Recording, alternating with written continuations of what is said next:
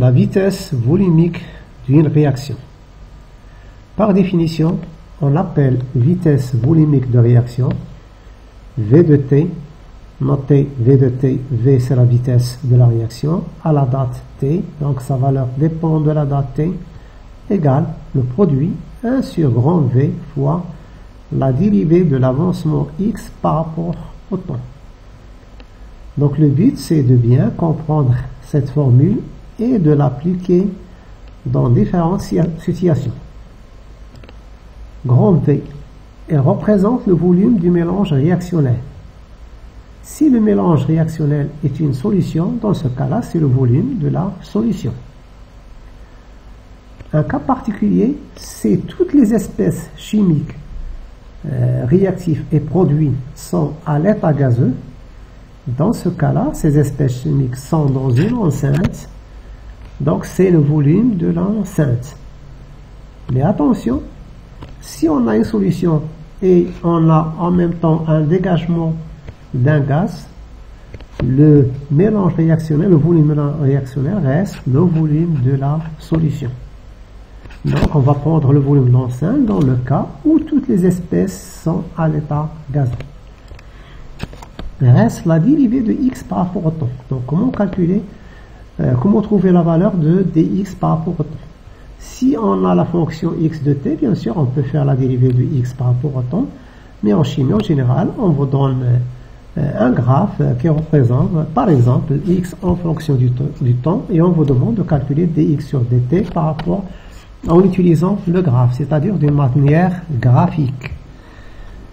Donc, dx sur dt représente la pente de la tangente à la courbe x de t, x en fonction du temps, au point d'abscisse t.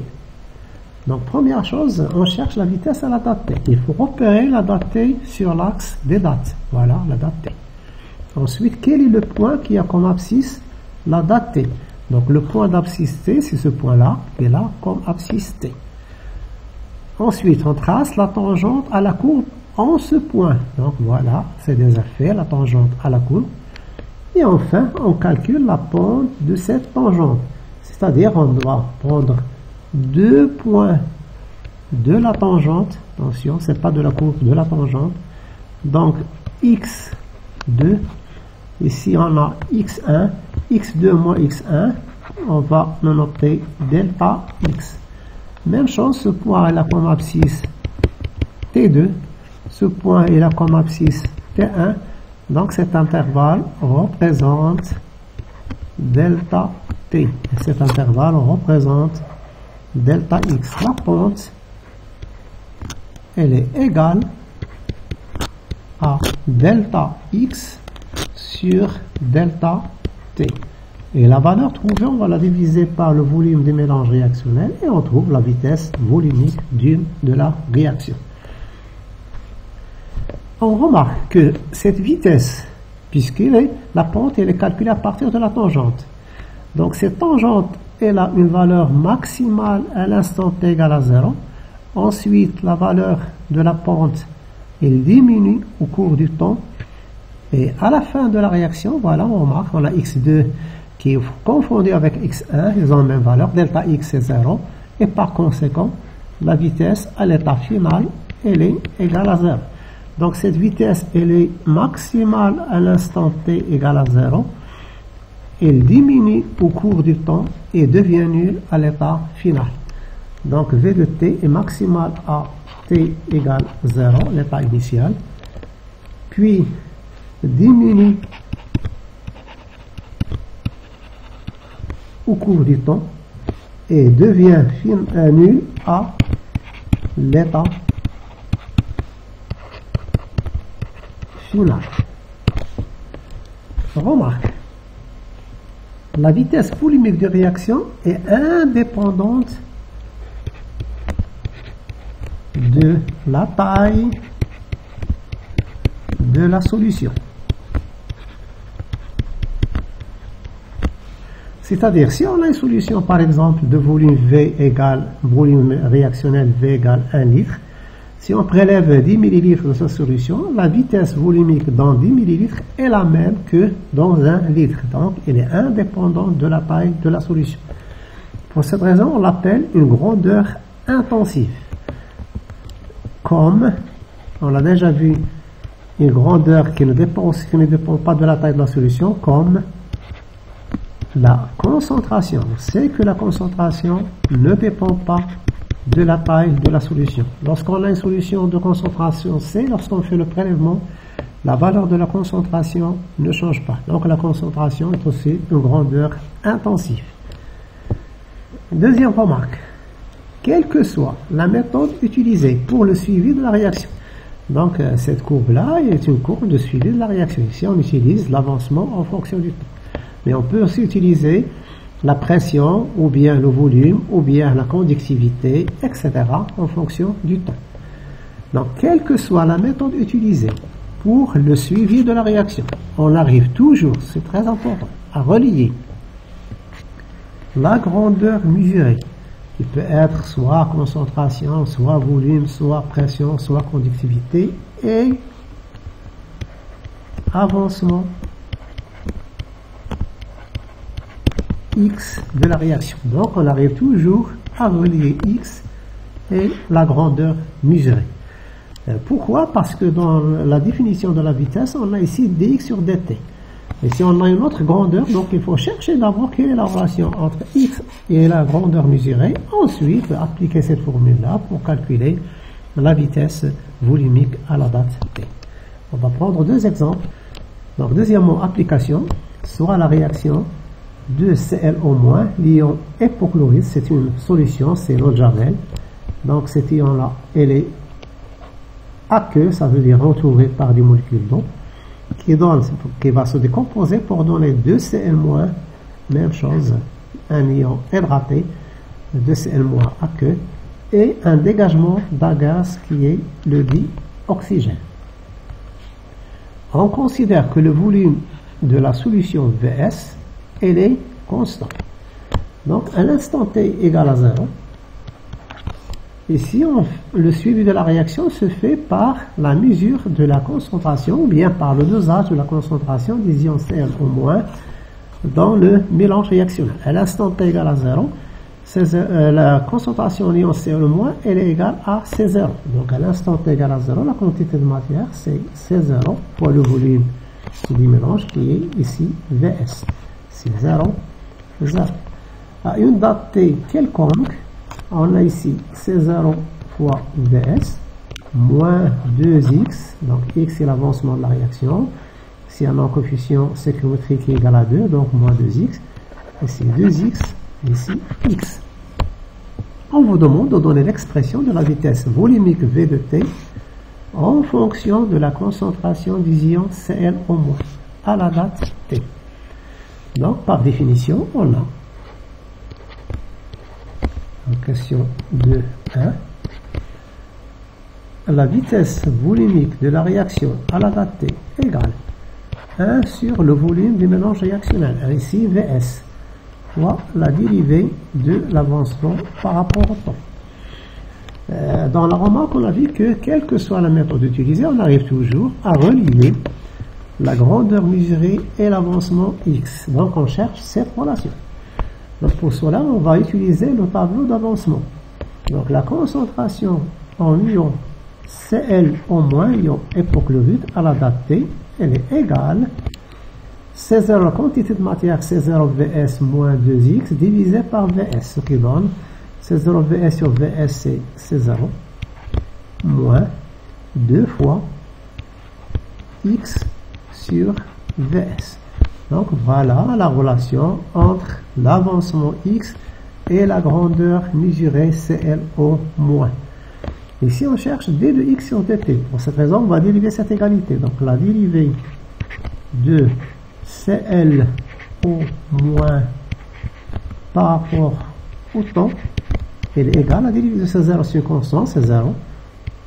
2, il est constant, on va la faire sortir de la dérivée. Même chose pour Vs, il est constant, donc moins 2 sur Vs, d de x sur dt. Et d de x sur dt fois 1 sur Vs, c'est le volume de la volumique de la réaction. Donc, on remarque ici que 1 dx sur dt fois 1 sur Vs, on va faire passer moins 2 dans l'autre membre, ça devient moins 1,5. Donc, V de t, elle est égale à moins 1,5 la dérivée de la concentration en Cl au moins sur dt. C'est la relation demandée. Question 2.2. On appelle temps de demi-réaction T à indice 1,5 la durée au bout de laquelle x égale x final, c'est-à-dire l'avancement de l'état final, divisé par 2. Et on vous demande d'exprimer la concentration l'ion hypochlorite à la date t qui est égale à t 1,5 en fonction de la concentration C0. Donc, à partir des tableaux d'avancement, on va utiliser le tableau d'avancement. On a la concentration de Cl au moins à T 1,5. Donc, on va l'écrire directement 1,5 égale, donc C0 Vs divisé par Vs, c'est C0, moins, ici, x 1,5, 2 fois x 1,5 sur Vs. Or, x 1,5, c'est x final divisé par 2. 2 divisé par 2, c'est 1, donc reste x final sur Vs. Et on doit chercher la valeur de x final. Bien sûr, toujours, on cherche en fonction de C0. Et enfin, donner l'expression de Cl au moins en fonction de C0. D'après la courbe.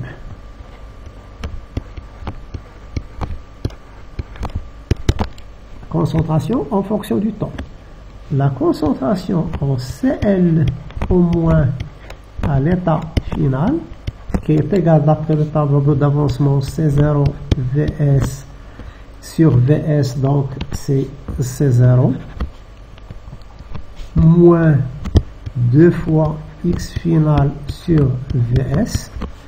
On remarque que cette concentration à l'état final, elle est égale à 0, puisque cette réaction-là, c'est une réaction qui est totale. Donc, ce qui donne, on cherche x final, ce qui donne x final égale, ou bien directement x final sur Vs, x final sur Vs égale C0 sur 2. Et on va le remplacer dans l'expression de Cl au moins 1,5. C0 moins x final sur Vs, d'où concentration en Cl au moins 1,5 égale C0 moins C0 sur 2 égale C0 sur 2. On recueillait le gaz de dioxygène O2 formé dans une éprouvette graduée. Graduée pour mesurer le volume du gaz du gaz O2 dégagé. Et on maintient la température T, la pression P constante. Et on considère que le dioxygène est un gaz parfait. On vous donne la température, la pression et la constante des gaz parfaits dans le système international. Montrez que dans le système d'unité internationale, que l'avancement x à la date t s'écrit sous la forme x égale 41,2 fois le volume V de O2.